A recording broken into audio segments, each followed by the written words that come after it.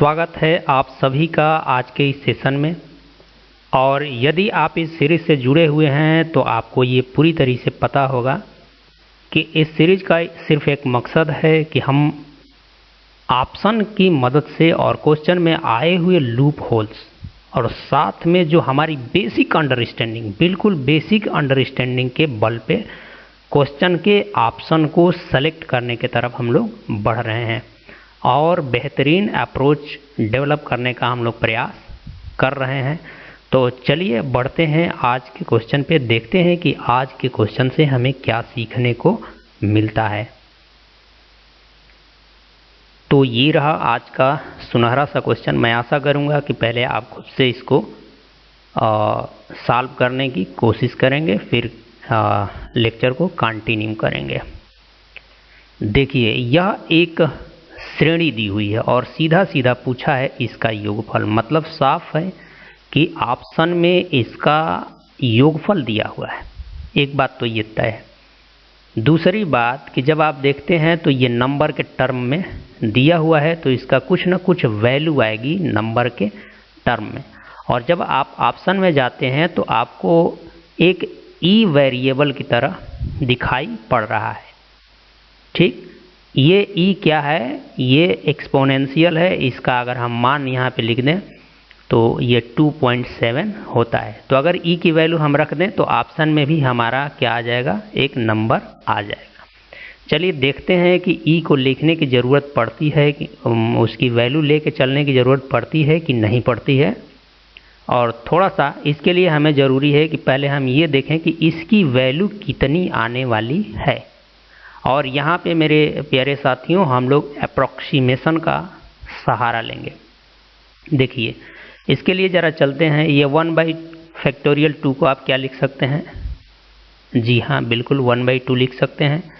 और 1/4 की बात करते हैं तो ये 4 × 3 × 2 × 1 होता है। यानी कि नीचे अगर जब आप उसको मल्टीप्लाई करेंगे तो क्या आ जाएगा? 24 आ जाएगा। यानी कि नीचे आ गया आपका 24। और इसके आगे जाएंगे तो देखिए, फैक्टोरियल 6 की बात करेंगे तो एक 5 भी 24 में मल्टीप्लाई हो जाएगा। तो 24 में 5 का मल्टीप्लाई होगा तो 100 से ज़्यादा आने वाला है। और फिर 6 का मल्टीप्लाई कर दीजिएगा तो 600 आ जाएगा। तो यहाँ पे अगर मैं लिखना चाहूँ तो ये नीचे इसके कुछ 600 प्लस आने वाला है। अब यहाँ पे मैं आशा करता हूँ कि आप थोड़ा बहुत परसेंटेज का ज्ञान रखते होंगे। तो अगर आप 1/2 को परसेंटेज में कन्वर्ट करने की कोशिश करते हैं तो ये 50% है। 50% है। और ये 1/24 को कुछ समय तक नीचे आप 25 मान लीजिए। तो 25 मानने से ये क्या दे देता है? 4% दे देता है। और यहाँ तो 600 है, तो ये तो 1% से बहुत कम आने वाली है, बहुत कम आने वाली वैल्यू है। उसी प्रकार इसके आगे के टर्म भी 1% से बहुत कम आने वाले हैं। मतलब यहाँ से क्या निष्कर्ष निकल रहा है कि हमारी वैल्यू जो आएगी वो 54% से थोड़ा सा अधिक आने वाली है। मतलब इसके बहुत करीब रहने वाली है। यानी कि इसी वैल्यू के आसपास हमें ऑप्शन में जाने की ज़रूरत है। तो चलिए बढ़ते हैं, ज़रा ऑप्शन को आप देखते हैं तो ये प्लस वाली वैल्यू है, ये क्या है? माइनस वाली वैल्यू है। तो आपको देख के आइडिया लगभग लग जाना चाहिए कि जैसे आप इस डी को अगर देखते हैं तो आपके मन में क्या आता है? 2e से भाग ही तो दिया गया है। और देखिए सबके नीचे 2e है। तो अगर 2e से आप भाग देंगे, मैं इसको ज़रा सा आपको दिखा दूं, तो इसके पहले टर्म में यदि डिवाइड करते हैं तो एक e तो कट जाता है, एक e बच जाता है और इसके नीचे 2 बच जाता है। और यहाँ पे प्लस देखिए 1/2e ही रहेगा। तो देखिए, अभी मैंने कहा कि ये जो e की वैल्यू है वो 2.7 से क्या है? ज़्यादा है। तो ज़्यादा है मतलब कि यहाँ से जो 2 से डिवाइड करेंगे तो 1 से कुछ ज़्यादा आने वाला है। और इसमें आपको जोड़ देंगे तो वो तो 1 से और ज़्यादा आ जाएगा। मतलब यहाँ पे जो वैल्यू आ रही है वो 100% प्लस आ रही है, जो कि काफ़ी ज़्यादा है। जब इसकी वैल्यू इतना ज़्यादा आ गई तो देखिए ये तो उससे भी ज़्यादा हो जाएगा, क्योंकि ये e+1 का होल स्क्वायर है, तो इसमें e स्क्वायर भी आने वाला है, 1 तो आएगा ही, अब फिर एक 2e जुड़ जाएगा, तो इसकी वैल्यू भी क्या आ जाएगी, ज़्यादा आ जाएगी। तो ये दोनों ऑप्शन पहले झटके में क्या हो गए, समाप्त हो गए।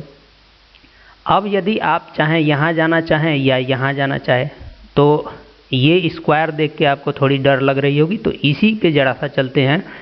तो जैसे आपने यहाँ ई स्क्वायर को डिवाइड किया है, तो यहाँ भी यदि आप डिवाइड करते हैं तो एक ई तो कट जाता है, और एक ई से वैल्यू आपकी क्या आने वाली है, कुछ 1 प्लस आने वाली है। ये जो यहाँ पे आया है 1 प्लस, यानी 100 प्लस इसी का मान आ जा रहा है, यानी कि 100% प्लस आ जा रहा है यहाँ से ई स्क्वायर में, जब इससे आप भाग दे रहे हैं, जो कि आप यहाँ करके देख चुके हैं।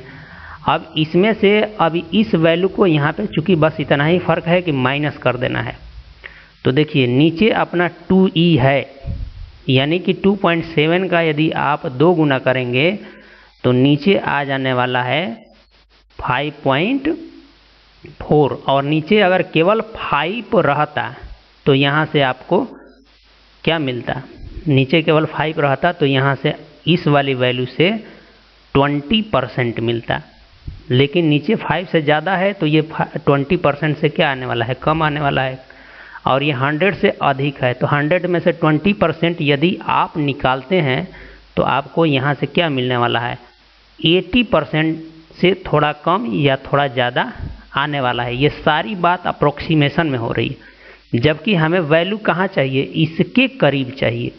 तो हम देख रहे हैं कि ये ऑप्शन भी रिजेक्ट हो रहा है, इस ऑप्शन में भी कोई दम नहीं है।